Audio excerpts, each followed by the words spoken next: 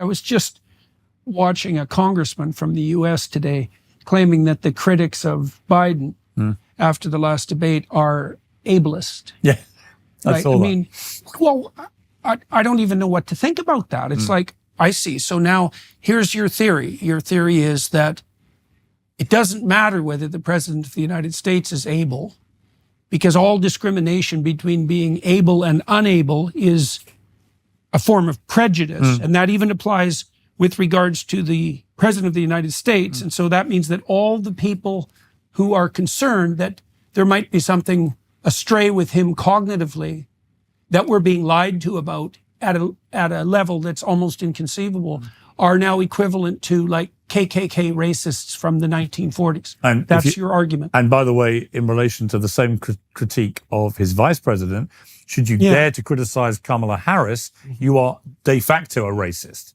That the only reason Gavin Newsom said that the other day. The only reason that you would feel the need to criticize this black woman who's vice president is not that she's been completely incompetent in her job, which any impartial observer would conclude, but it has to be because of her skin color and her gender.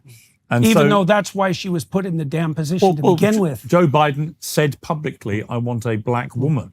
Right. And then he gets a black woman who is massively underperformed, which hasn't helped him at all. But no one's allowed to criticize her, because if you do, you'll be called a racist. And I find that one of the laziest tropes out there in modern society. It's a way of, I think we've discussed it before, but it's a way of stifling honest debate. It's a way of censoring legitimate criticism. It's a way of asserting moral superiority that's unearned. That's a lovely and actually, none of them really mean it.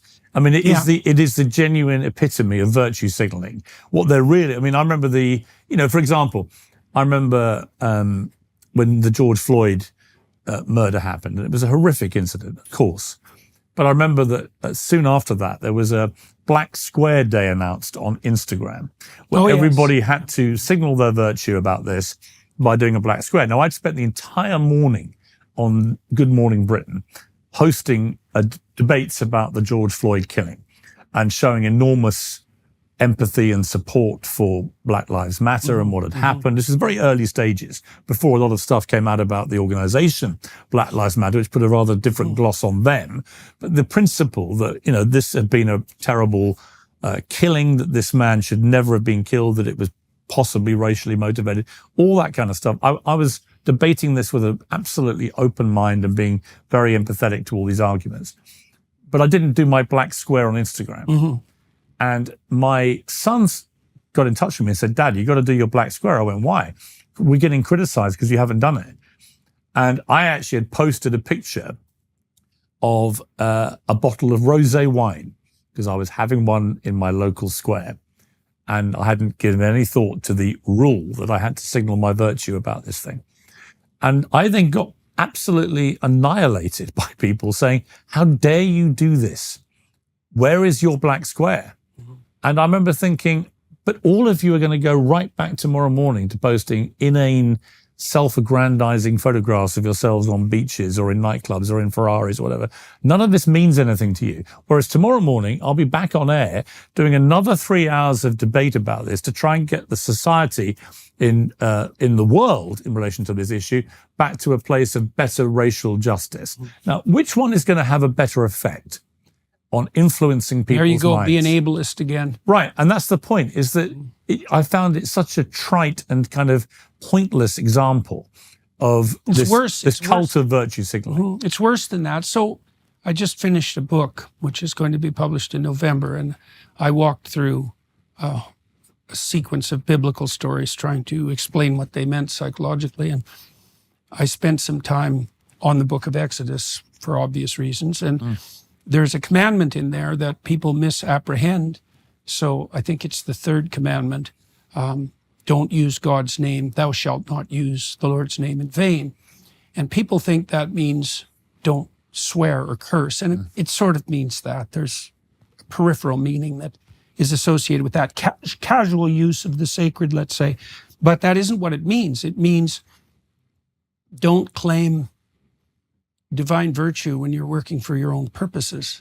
And the same thing happens in the gospel account, say, because the Pharisees, who are Christ's primary enemy, are the people he accuses of utilizing the sacred, the deepest, so you could say compassion even, given its proper place, for their own self-aggrandizement. They're praying in public. They're trying to occupy the best seats in the marketplace. They want the best seats in the synagogues, etc. That's the accusation. And so that virtue signaling, it's not merely, it's an expression of an unbelievably deep and ignorant narcissism, right? It's part of the victim-victimizer narrative, first of all, which explains all of history with no cognitive effort. And then it's these performative gestures that make you morally virtuous, yes, right? And one of the consequences of that too is as soon as you're morally virtuous like that, you get to specify the victimizer who's your enemy and tear them into shreds, and that's actually a moral act. And I mean, you saw a bit of that, you said, with the black square.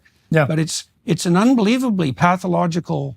But it was fascinating to me that my own children, all in their 20s at the time, that they were being contacted by friends saying, why has your dad done this picture of a bottle of wine? Where's his black square? Yeah. And they were kind of damned by association. Yeah. And were keen for me to rectify this problem. Yeah. And I had to say But to there's them, a tribal signaling there too. yeah, and I said, guys, I'm not going to do it. I'm sorry. I'm just not going to feel bullied into doing something that I think actually is pointless and trite, and that all the people doing it don't really care much about this cause and will be very quickly back to their normal work on Instagram, which is pumping themselves up and showing off and all the things people do on Instagram. I said, I'm just not going to play this game.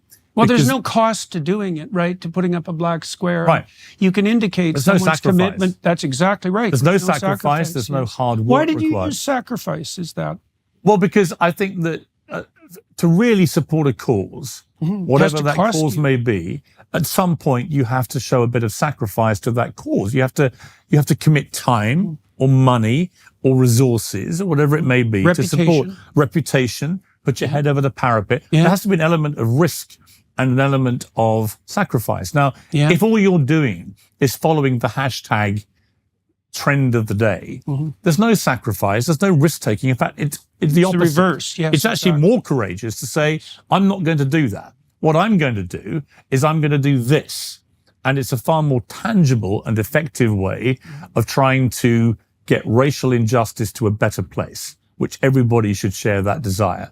And I just feel that it comes back to what you said earlier about the victimhood generation. The one common theme of the people who play that victim card all the time is they almost never show any sacrifice for anything. It's all about themselves. It's all about, how can I get pity? How can I be showered in sympathy? How can I become almost famous for failure and celebrated for it?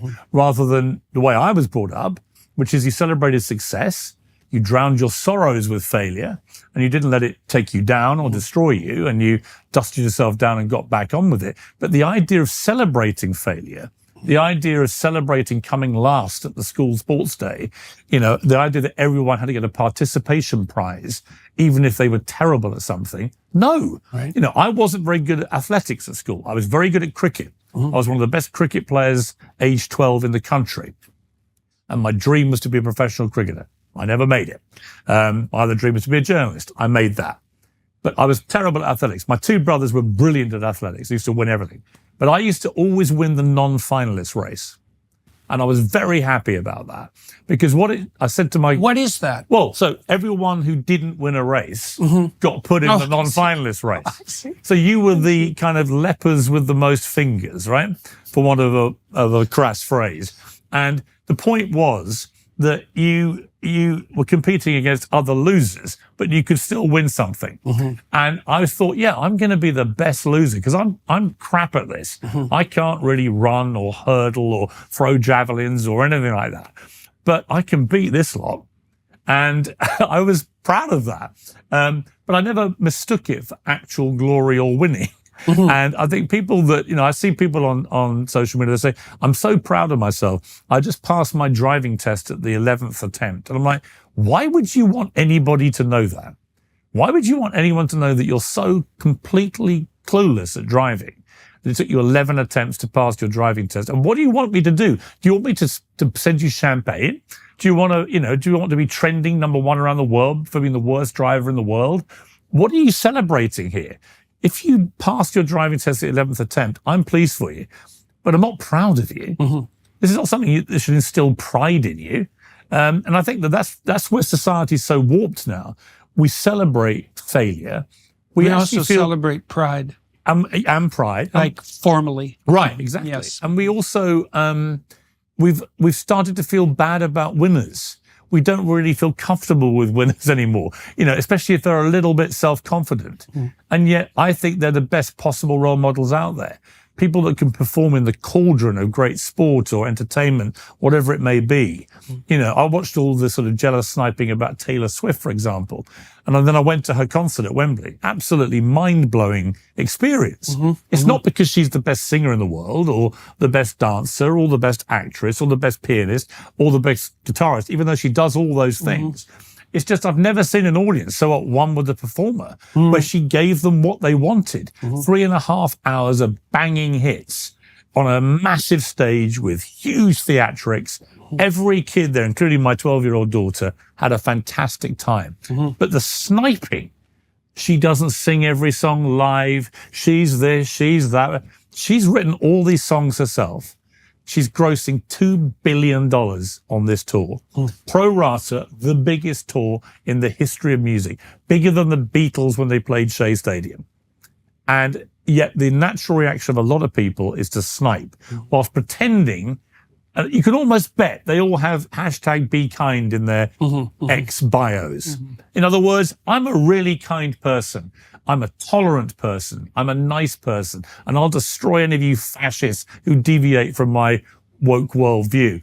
But when it comes to Taylor Swift, I'm going to bitch all over her. I'm going to trash her. I'm going to be envious and resentful and jealous and all these things, which flies completely in the face of what they're pretending to be. And it's that complete double standard that I see with so many of the, right. For want of a better phrase, the woke brigade, as I call them. But it is as Elon Musk has said, it's a mind virus, and they are actually leading lives and behaving in a way that is completely the opposite of what they are masquerading as.